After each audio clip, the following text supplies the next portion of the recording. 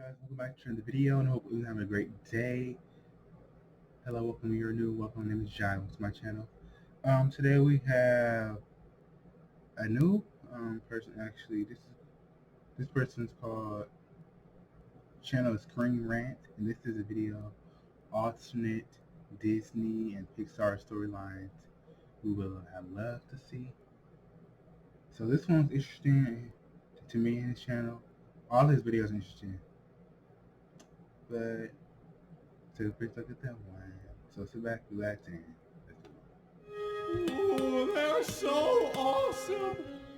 What if your favorite Disney movie didn't exist? Or rather, what if they existed in an entirely different version? That's the question we're asking today as we dive into some unused alternate Disney storylines from some of their most beloved franchises. From the vengeful Snow Queen in Frozen to an entirely different pitch for Monsters, Inc., these movies will only exist on paper, or maybe in an alternate reality. Coming in first, we have to talk about the iconic legend that is The Lion King. Yeah. No, not that one.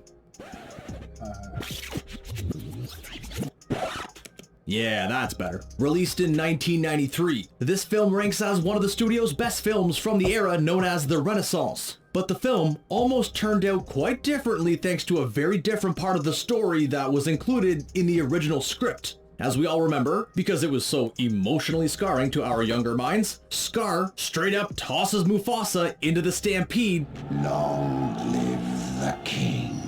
And scare Simba into exile. But this wasn't in the original version of the movie. Instead, and brace yourself for this one, Scar was actually going to adopt Simba and raise him as his own son. Really? Mind blown.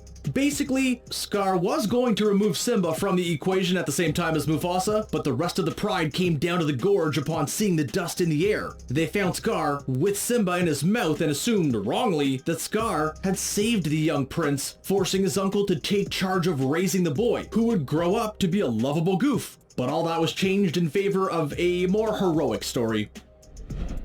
Speaking of evil family members, let's talk about what could have been with Frozen. Sure, this wouldn't have sat well with kids per se, but on paper, this would have been a very bold story for Disney to tell. You may not know it, but Frozen is actually heavily inspired by the fairy tale that is the Snow Queen.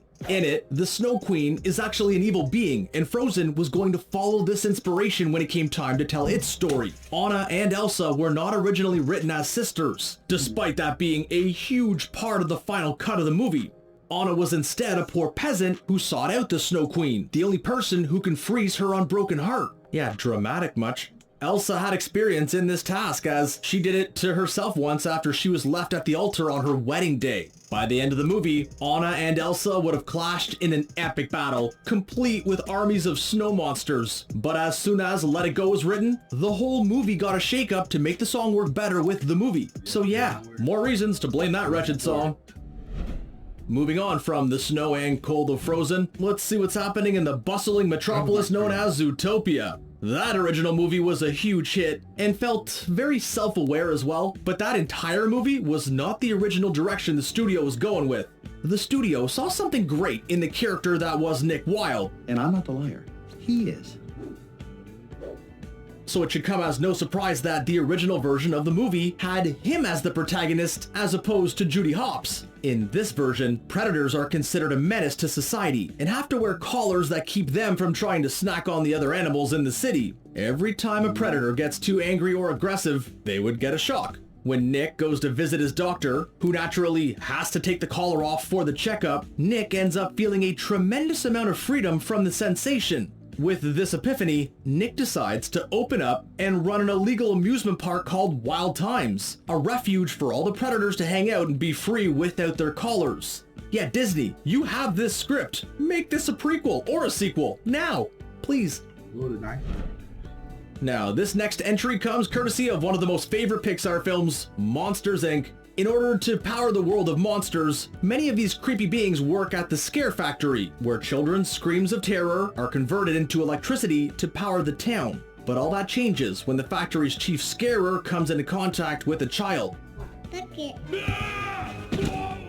But none of this was in the original pitch for the movie. Instead, we were going to follow a 30-something-year-old human man. This particular fellow was still haunted by the monsters under his bed from his childhood. What's even more interesting, in typical Pixar fashion, is that each one of these monsters actually represented some sort of personal trauma the man had encountered in his life. In order to make the monsters go away once and for all, the man was going to have to confront these monsters as opposed to being scared by them. Would you want Pixar to eventually explore this idea as an original script, or is the current version of Monsters Inc. the definitive version for you? Hey, let us know. Now, if you want something a little weird, we got you covered, because we're going to be talking about Alice in Wonderland. Things get a little bizarre in Wonderland, which is the whole point, of course. Only, what if it wasn't? This movie adaptation of Alice in Wonderland was written by Aldous Huxley, the guy who wrote Brave New World. Titled Alice and the Mysterious Mr. Carroll, the movie follows the real-life author of Alice in Wonderland, Lewis Carroll, and a real-life version of Alice. The duo are basically done with people trying to tell them how to live their lives, and so they decide to ditch conventional society. The film was to be a mix between live-action and animated sequences, likely seeing the trippier stuff become realized in animation. Ultimately, Disney decided that this version of Alice was too literary. This was back in the 1940s, and yet, despite how innovative this script sounds, the studio has elected not to make it, but has made 2 live-action versions with Johnny Depp and Tim Burton. Yeah, I know. Now, I mentioned how Monsters Inc. is one of my favorite Pixar movies, but my all-time favorite is the first Toy Story movie. What a treasure. But that's the version I actually own. The original pitch for the movie, well, let's just say that I don't think I'd like it that much. So, in the original Toy Story, Woody was a bit of a jerk, right? He was jealous, controlling, and angry. You are a child's plaything! You are. But we still liked him enough to root for him because he was so pure and passionate. But in the original script, oh boy, he basically treated Slinky as his own personal slave for starters, and often bullied the other toys into doing what he wanted to do. When it came time to get rid of Buzz in the original movie, things got out of hand and Mr. Lightyear went flying out of the window by accident. Not so in the original cut, where Woody willingly tosses him out of the window. This causes the rest of the toys to snap and openly revolt against Woody's tyrannical rule. Talk about one dark and brutal movie there, Pixar. And that was their first feature too. I don't think Disney would have sold many toys if this was made. Now, I mentioned Brave New World before, but this alternate version of Brave would not have been that. What made Brave so great was its commitment to the portrayal of Scottish culture. This movie is otherwise fine, but it had a bit of a personality in the world and characters. But yeah, all of that was totally not in the original version. In fact, the location in question was going to be a generic, nameless place instead. The script described the world of Brave as a nameless Northern European country, but never committed to any bit of culture that defined the world. So it would have had castles and swords more than likely, but it would have been far more bland instead. Not only that, but the original script actually had a romantic subplot for Merida with young MacGuffin. Part of Brave's charm was that it didn't rely on romantic tropes established in, well, every Disney princess movie ever. So if Brave came out with no identity and had to go through the whole romance thing as well, we don't think the movie would have resonated as well with audiences as it did. Wreck-It Ralph was a smash hit, huh? Yeah, okay, sorry, couldn't resist that one. Anyway, part of what made that movie so charming and fun to watch was the plethora of pop culture references littered throughout the world Ralph inhabited. From Nintendo to Street Fighter and Metal Gear Solid, among dozens of others, there was always something to find. But an indirect reference to one of the biggest games ever was scrapped entirely from the final cut of the movie. After Ralph wrecks Vanellope's kart racer, she flees Sugar Rush and seeks out a place where he can distract himself from all the pains of the world. He finds himself in a fourth world called Extreme Easy Living 2. Director Rich Moore likened the location to the popular game The Sims. Ralph would essentially drown his sorrows and superficial happiness with strangers and drink, which we're going to assume is root beer. Seeing as this is an entire world, Ralph would have likely spent more than a few seconds here, but the scenes threw off the entire pace of the movie and made the plot feel more convoluted, so it was scrapped entirely. Since Ralph was all about nostalgia video games, we have to wonder if Rapunzel would have played Wreck-It Ralph in the original version of Tangled. We know that movie is a retelling of Rapunzel, complete with long hair and a tower, but also introducing new story elements, songs, and memorable characters. This was almost not the case if one of the original pitches was greenlit. In fact, the original pitch saw our leading heroine living in modern-day San Francisco.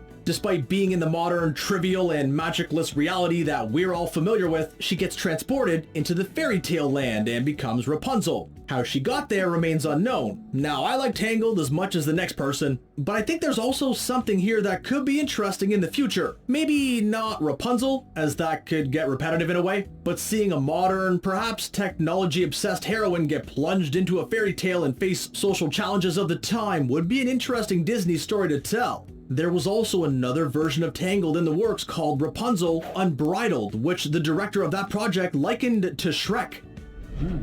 Last but not least, let's wrap things up with the feels trip that was Toy Story 3. If you didn't feel all misty-eyed by the end of that movie, especially as someone who grew up with the trilogy, well then you're likely a robot. But the dramatic ending may not have had the same impact if this version of the movie played out. In the original cut, Andy is heading off to college and opts to bring Woody with him. The rest of the toys were to be stashed in the attic, but were accidentally donated to the daycare instead, which is where most of the plot takes place. But in this cut, the toys stayed in the dark and dusty attic, but not Andy's attic, his grandmother's. Here, they would have found a bunch of unused, forgotten, and creepy toys and an angry garden gnome. On top of that, the toys would have to solve some sort of mystery, Knives Out style. While many of the initial points set up would be used in the theatrical cut, the daycare story offered more character moments, whereas the attic plot lines feel like a TV special. If they wanted to make a TV special though, I'd still watch it. Oh yeah, okay.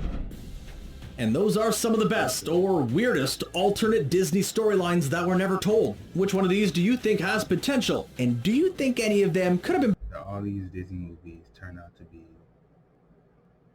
different than what it was. Especially Lion King, I never knew that. I never knew that. Well, it was very interesting, very eye-opener. But I'm glad it turned out to be the best movies ever. And it'll be good to see sitcoms and TV shows here and there. So thank you guys again for tuning into this video. Some guys would go out to you. And until next time, like I always say, make sure to like, do what you want, do it positive.